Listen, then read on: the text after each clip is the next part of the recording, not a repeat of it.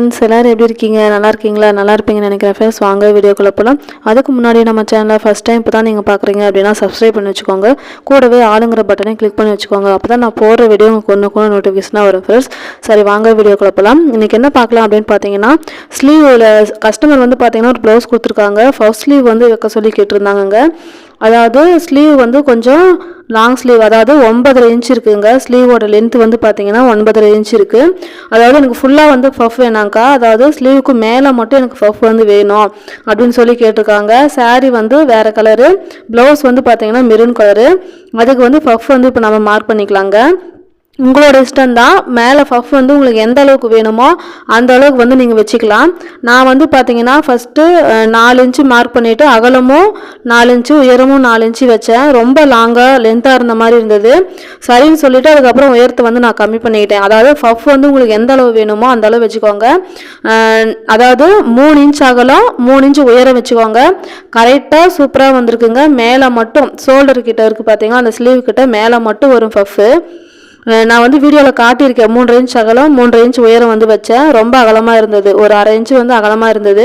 நீங்கள் 3 இன்ச் அகலம் 3 இன்ச் உயரம் வந்து வச்சு கட் பண்ணி பாருங்கள். பஃப்பு வந்து சூப்பராக இருக்குங்க. இப்போ நான் வந்து மார்க் பண்ணிக்கிறேன். நான் எப்படி வரைஞ்சிருக்கேன்றதை பாருங்கள். சேஃபில் இந்த மாதிரி வரைஞ்சிக்கோங்க. 3 இன்ச் அகலம் 3 இன்ச் உயரம் வந்து மார்க் பண்ணிக்கோங்க.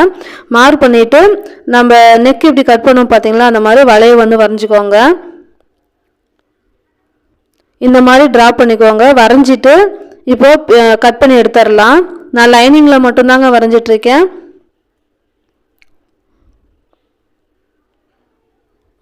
இப்போ கட் பண்ணி எடுத்துக்கலாம்.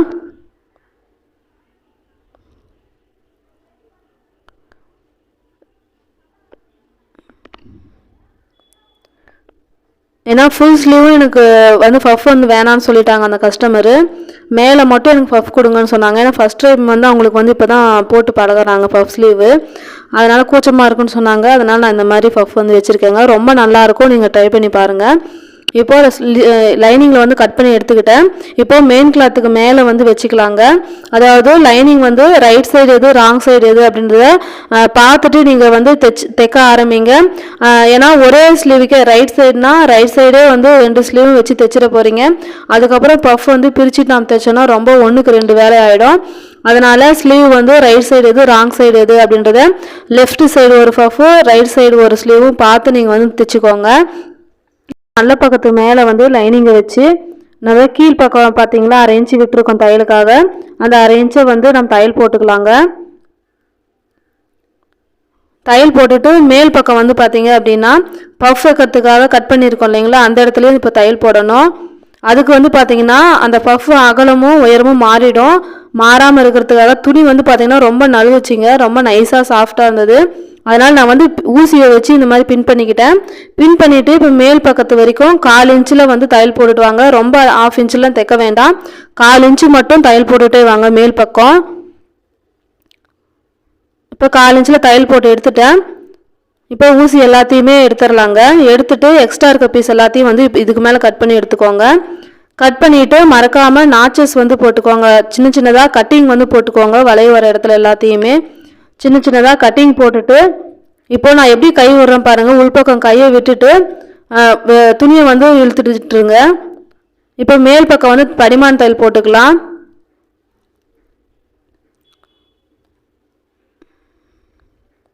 கீழ்ப்பக்கம் ஃபஸ்ட்டு சுற்றியும் தையல் வந்து போட்டுக்கோங்க. துணி நல்லா உள்பக்கம் சுருங்கி எதுவும் இருக்கக்கூடாது.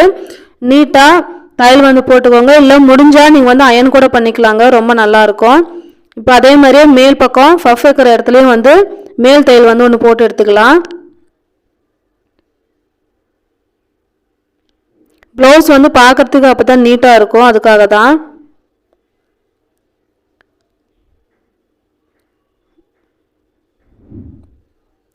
இப்போ நீட்டாக இருக்குது பாருங்கள். அகலம் வந்து ரொம்ப அதிகமாக இருந்தது. நீங்கள் நான் சொல்கிற மாதிரி 3 இன்ச் அகலம் 3 இன்ச் உயரம் மட்டும் வச்சுக்கோங்க. இந்த இது பார்த்தீங்கன்னா சாரியிலிருந்து கட் பண்ணி எடுத்து வச்ச பீஸுங்க. இதில் தான் நம்ம வந்து இப்போ பஃப் வந்து வைக்க போகிறோம். இதோட அகலம் வந்து பார்த்தீங்கன்னா 6 இன்ச்சு இருக்குது.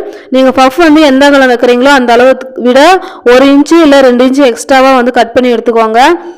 மேலே 1/2 இன்ச்சு தைப்போம் இல்லைங்களா, மடித்து தைப்போம். அதேமாரி கீழேயும் 1/2 இன்ச்சு வந்து தைப்போம் இல்லைங்களா, அதுக்காக 1 இன்ச் எக்ஸ்ட்ராவாகவே எடுத்துக்கோங்க. பஃப் வந்து பிடிக்கும் போதும் அதே மாதிரி தான் உள்பக்கம் வந்து துணி வந்து கிளாத் இருக்கணும்.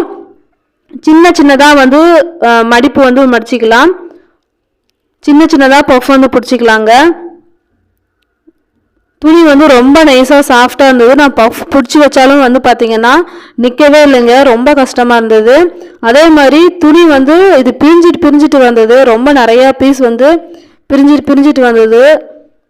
நூல் இலைகள்லாம் பிரிஞ்சு வந்தனால ரொம்ப கஷ்டமாக இருந்தது தைக்கும் போது. நீங்கள் இதே வந்து காட்டன் சாரீ, காட்டன் ப்ளவுஸ் இருந்ததுன்னா இன்னும் சூப்பராக இருக்கும்.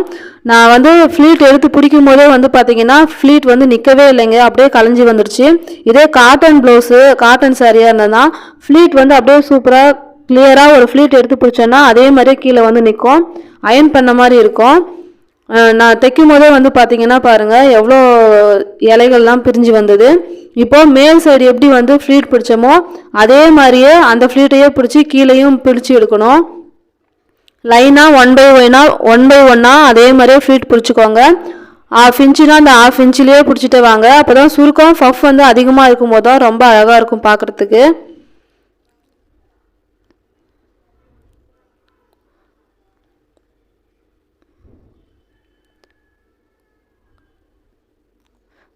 மேலே எந்த மாதிரி பஃப் வந்து பிடிச்சோமோ அதே ஃப்ளீட்டையே கீழேயும் வந்து பிடிச்சிக்கோங்க, ரொம்ப அழகாக இருக்கும். குட்டி குட்டியாக நீங்கள் ஃப்ளீட் எடுக்கும்போது ஃப்ளீட் வந்து ரொம்ப அழகாக இருக்குங்க. ப்ளவுஸு வேர் பண்ணும்போது ரொம்ப சூப்பராக இருக்கும். நீங்கள் வந்து ஓவர்லாக் மிஷின் வச்சுருந்தீங்கன்னா ஓவர்லாக் போட்டுக்கோங்க, கீழேயும் மேலேயும். துணி வந்து நான் தைச்சதுக்கப்புறம் பார்த்தீங்கன்னா கீழேயும் மேலேயும் நூல் இலைகள்லாம் நிறைய வந்து பிரிஞ்சு வந்துகிட்டே இருந்ததுங்க. என்கிட்ட ஓவர்லாக் மிஷின் இல்லை, அதனால் அப்படியே தான் நான் வந்து தைக்க போகிறேன். அப்படி இல்லைன்னா நீங்கள் லைனிங் வந்து அடியில் கொடுத்துட்டு நீங்கள் தைச்சிங்கன்னா இன்னும் ரொம்ப சூப்பராக இருக்குங்க, பிசுறு தெரியாமல் இருக்கும். இப்போ எக்ஸ்ட்ரா இருக்க பீஸெல்லாம் கட் பண்ணி எடுத்துடலாம். உங்களுக்கு பார்க்கும்போதே தெரியும் நான் ஃப்ளீட் பிடிச்சி வச்சேன், அந்த ஃப்ளீட் வந்து கரெக்டாகவே நிற்கவே இல்லை. நான் ஒரு பக்கம் பிடிச்சேன்னா அது ஒரு பக்கம் நின்றுது. ஆனால் ப்ளவுஸ் தைச்சதுக்கப்புறம் ஃபினிஷிங் சூப்பராக இருந்ததுங்க. ஒரு தடவை இந்த மாதிரி ஃப்ளீட் வந்து பிடிச்சி பாருங்கள், ரொம்ப ஃபினிஷிங் சூப்பராக இருக்கும். இப்போது அவுட்டர் லைன் ஃபுல்லாமே நம்ம தையல் வந்து போட்டு எடுத்துக்கலாம். ஏன்னா ஃப்ளீட் பிடிச்சதுக்கப்புறம் அளவு ப்ளவுஸை வந்து வச்சு பாருங்கள். நம்ம தைச்சிருக்கோம் பார்த்தீங்களா ஸ்லீவு, இதை வந்து வச்சு பாருங்கள் கரெக்டாக இருக்கா அப்படின்னு சொல்லிட்டு. இப்போ சுருக்கம் எதுவும் இல்லாத மாதிரி சைடு எல்லாமே தையல் போட்டுக்கலாம், மேல் தையல் போட்டு எடுத்துக்கலாம்.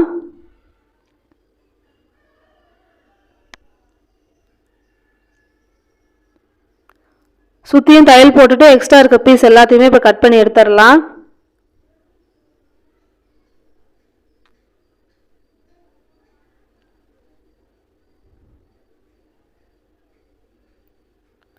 டபுள் கலராக இருந்ததுன்னா டிசைன் பார்க்குறதுக்கு ரொம்ப சூப்பராக இருக்கும். ஃப்ளீட் பாருங்கள் ஃபுல்லாகவுமே கலைஞ்சிருச்சு. இதே காட்டனில் இருந்தால் ரொம்ப சூப்பராக இருக்குங்க. இது சில்க் காட்டன் மாதிரி காட்டன் கிடையாது, சில்க் துணி மாதிரி ரொம்ப சாஃப்டாக இருந்தனால ஃப்ளீட் நிற்கவே இல்லை. அப்புறம் நம்ம ஃபஸ்ட்டு வந்து கட் பண்ணி எடுத்தோம் பார்த்தீங்களா, அந்த பீஸை மறக்காமல் வச்சு கரெக்டாக இருக்கான்னு பார்த்துட்டு இந்த மாதிரி பின் போட்டுக்கோங்க. பின் போட்டுட்டு எந்த அளவு வருது அப்படின்றத மறக்காமல் வந்து மார்க் பண்ணிக்கோங்க. அளவு மாறிடக்கூடாது, அதுக்காக தான். அதுக்கு மேலேயே துணியை வச்சுட்டு இந்த மாதிரி பின் பண்ணிக்கோங்க, அளவு மாறாதுங்க. நம்ம தைக்கும் போது அளவு மாறிடும், ஷேப் வந்து மாறிடும், ஷேப் மாறாமல் வரணும். அதுக்காக இந்த மாதிரி ஊசி வச்சு சுற்றி நீங்கள் வந்து பின் பண்ணிக்கோங்க.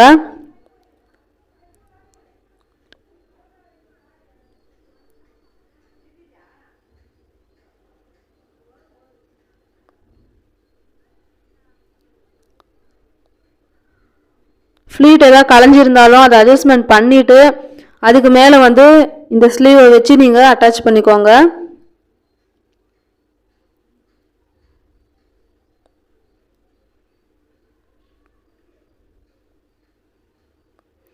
ஃப்ளீட் பிடிச்சி வச்சாலும் பார்த்தீங்கன்னா ஃப்ளீட் ஃபுல்லாக கலைஞ்சி வந்துருச்சுங்க. அதுக்கப்புறம் பின் எடுத்துகிட்டு ஃபுல்லாகவுமே அதுக்கு மேலேயே வந்து தையல் போட்டுக்கோங்க. ஃப்ளீட்டை ஒரு கையில் பிடிச்சிட்டு அதுக்கு மேலே வந்து தையல் போட்டுட்டே வாங்க. ஃப்ளீட்டு கலையக்கூடாது.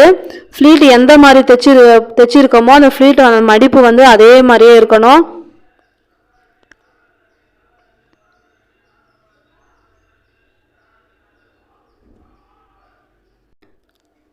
இப்போது அதே மாதிரியே ஃப்ளீட் எந்த மாதிரி இருக்கோ அதுக்கு மேலே வந்து கை ஒரு கையில் ஃப்ளீட்டை ஒரு கையில் பிடிச்சிட்டு ஒரு கையில் வந்து தையல் போட்டு எடுத்துகிட்டு வாங்க. பின் பண்ணியிருக்க ஊசியெல்லாம் பார்த்து தைச்சிட்டு அந்த ஊசியை மறக்காமல் எடுத்து வச்சுருங்க. இப்போ தைச்சி முடிச்சிட்டோம். தைச்சதுக்கப்புறம் வந்து பார்த்திங்கன்னா எக்ஸ்ட்ரா இருக்க பீஸ் எல்லாத்தையுமே கட் பண்ணி எடுத்துடலாம். தைச்சதுக்கப்புறம் பார்த்தீங்கன்னா ஃப்ளீட் சரியாகவே இல்லை, 1-2 வந்து விரிஞ்சிட்டு இருந்த மாதிரி இருந்தது.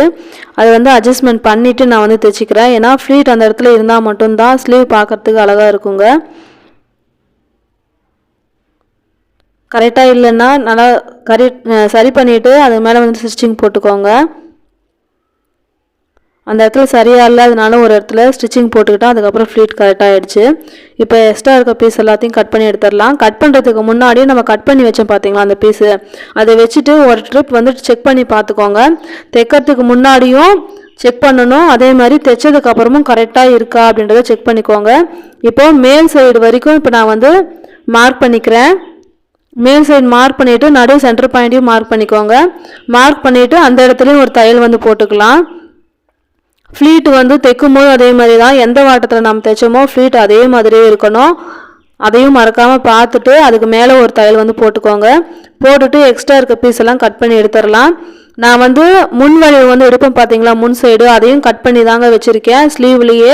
அதாவது லைனிங் கிளாத்தையே முன் வளைவு வந்து கட் பண்ணி எடுத்துட்டேன்.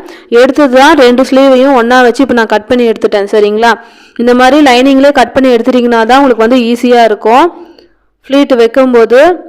இப்போது அதுக்கு மேலேயே வந்து லேஸ் வந்து வச்சு தைச்சிக்கிறேன்.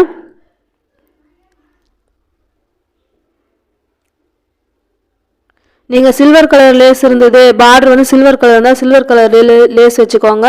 நான் வந்து கோல்டு கலர் லேஸ் வந்து இருந்தது இதில் இந்த பார்டரில், அதனால் நான் கோல்டு கலர் லேஸ் வந்து வச்சு தைச்சிக்கிறேங்க. மறக்காமல் டபுள் ஸ்டிச் வந்து போட்டுக்கோங்க. மேலே ஒரு தையல், கீழே ஒரு தையல். அதுக்கப்புறம் ஸ்லீவுக்கு கீழேயும் வச்சுக்கலாம். ஸ்லீவுக்கு வந்து சைடில் வந்து பார்த்தீங்கன்னா 1.5 இன்ச் வந்து தையலுக்கு போயிடும் இல்லைங்களா, அந்த தையலுக்கு போன இடத்துல மீதி இடத்துல தான் நான் வந்து வச்சு தைக்கிறேன். இதுக்கும் ஒரு டபுள் ஸ்டிச்சு போட்டுக்கோங்க. மேலே ஒரு தையல், கீழே ஒரு தையல். ஒருத்தர் ஒரு லேஸில் வந்து பார்த்தீங்கன்னா ஒரே ஒரு தையல் தான் போட்டிருப்பாங்க, அது பிரிஞ்சு வந்துடும். அந்த மாதிரி செய்ய வேண்டாம், டபுள் ஸ்டிச்சு வந்து போட்டுக்கோங்க. சைடில் 1.5 இன்ச் கேப் வந்து விட்டுடுங்க. விட்டுட்டு போட்டுட்டு லேஸ் வந்து வச்சு தைச்சிடலாம். அவ்வளோதான். பஃப் வந்து பாருங்கள் எவ்வளோ சூப்பராக அழகாக ஃபினிஷிங்காக வந்திருக்குன்னு சொல்லிட்டு, இந்த கஸ்டமர் வந்து தைச்சி கொடுத்ததுக்கப்புறம் போட்டு பார்த்துட்டு ரொம்ப சூப்பராக இருக்குன்னு சொல்லியிருந்தாங்க. நீங்களும் இந்த மாதிரி ட்ரை பண்ணி பாருங்கள் ஃப்ரெண்ட்ஸ். அதே மாதிரி பஃப் வந்து ப்ளூ கலரில் வச்சுருக்கோம் பார்த்தீங்களா, அது கீழே வந்து பார்த்தீங்கன்னா லைனிங் வந்து வச்சு தைச்சிக்கோங்க. அப்படி இல்லை ஓவர்லாக் மிஷின் நீங்கள் வச்சுருந்தீங்கன்னா பிசுறு கிளம்பி வராது. ஓவர்லாக் போட்டுட்டு அதுக்கப்புறம் தைச்சி பாருங்கள். இது டிசைனர் ப்ளவுஸ் தாங்க, ரொம்ப சூப்பராக இருந்தது. நாட்டும் வந்து வச்சு தைச்சிட்டேன். எப்படி இருந்தது அப்படின்றத ஃபீட்பேக் கமெண்ட்ஸில் சொல்லுங்கள் ஃப்ரெண்ட்ஸ். ஸ்டிச்சிங் சம்மந்தமான வீடியோக்களுக்கு என்னோட சேனலை சப்ஸ்கிரைப் பண்ணி வச்சுக்கோங்க. ஃபஸ்ட் டைம் இப்போ தான் பார்க்குறீங்கன்னா சப்ஸ்கிரைப் பண்ணி வச்சுக்கோங்க. உங்கள் ஃப்ரெண்ட்ஸுக்கும் ஷேர் பண்ணுங்கள். எந்த மாதிரி வீடியோ வேணும் அப்படின்னு நீங்கள் நினைக்கிறீங்க அப்படின்றதையும் நீங்கள் கமெண்ட்டில் சொல்லுங்கள். இல்லை ஸ்டிச்சிங் சம்மந்தமாக எதாவது டவுட் இருந்தாலும் சொல்லுங்கள். இந்த நாட் வந்து டிசைன் வந்து பார்த்தீங்க அப்படின்னா நான் வீடியோவில் கொடுத்துருக்கேங்க. வீடியோ நான் ஏற்கனவே போட்டிருக்கேன், வேணுங்கிறவங்க நீங்கள் பார்த்து தெரிஞ்சுக்கோங்க ஃப்ரெண்ட்ஸ். ஸ்டிச்சிங் சம்மந்தமாக ஏதாவது வீடியோ வேணும்னாலும் நீங்கள் கமெண்ட்டில் சொல்லுங்கள் ஃப்ரெண்ட்ஸ். இந்த வீடியோ பிடிச்சிருந்தா ஒரே ஒரு லைக் கொடுங்க, உங்கள் ஃப்ரெண்ட்ஸுக்கு ஷேர் பண்ணுங்கள். எனி டவுட் எதுவாக இருந்தாலும் என்னோடய வீடியோக்குள்ள கமெண்ட் பண்ணுங்கள் ஃப்ரெண்ட்ஸ். வேறு நல்ல வீடியோவில் சந்திக்கிறேன் ஃப்ரெண்ட்ஸ். Bye friends.